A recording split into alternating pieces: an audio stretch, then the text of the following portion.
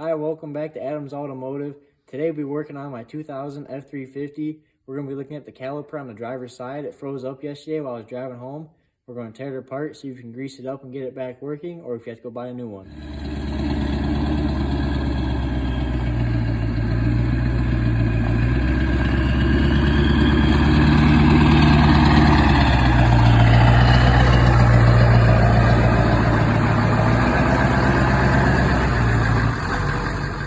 Alright, so a good trick of these newer style hubcaps, if you get yourself a bungee cord and put it in a little slot right there, and you give it a good tug, they pop right off, and you don't have to get a screwdriver in there and scratch your wheels up.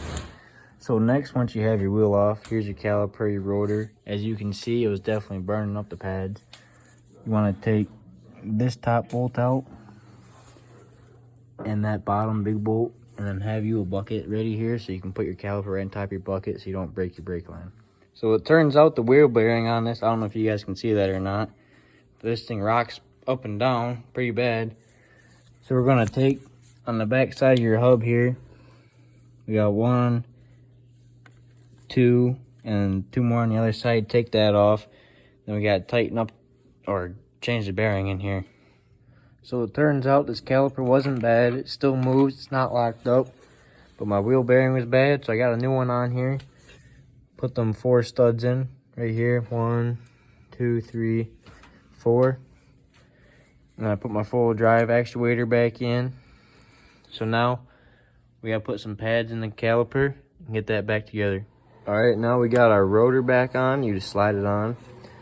Put the pads in our caliper here. Got the brake line back attached. Put the caliper back on. 1 bolt here and 1 bolt there. So now get yourself a buddy, and you need to bleed your brake lines, which you pump up the brakes, and then see this little screw right there, you loosen that up and it lets all the air out of the lines, and then yeah.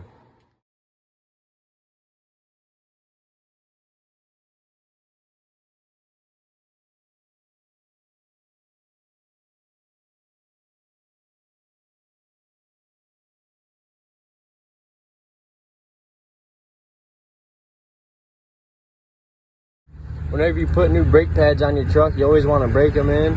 So we get going up to here like 20 miles an hour, and we're going to hit the brakes real hard.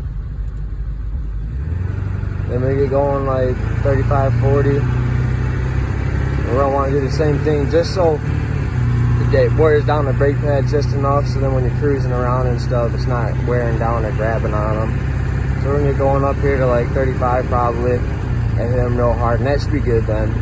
And new wheel bearing does make a big difference, because I thought it was the caliper locked up. As you see in my intro, you know, I told you guys the caliper is locked up. We're going to be looking at it.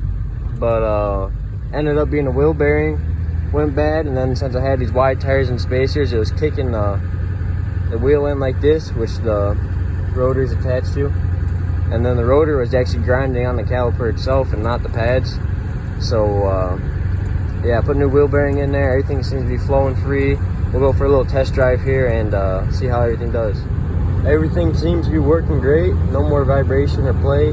Or there's a little bit of play in the steering wheel, but there's no more vibration. Obviously the wheel is not locked up because we're cruising around just fine. If you made it this far in the video, make sure to subscribe and hit that like button. Turn on notifications so when I post new content, you guys know. I hope this helped anybody that has the same problem. If you have any video suggestions, drop them in the comments below, and have a nice day.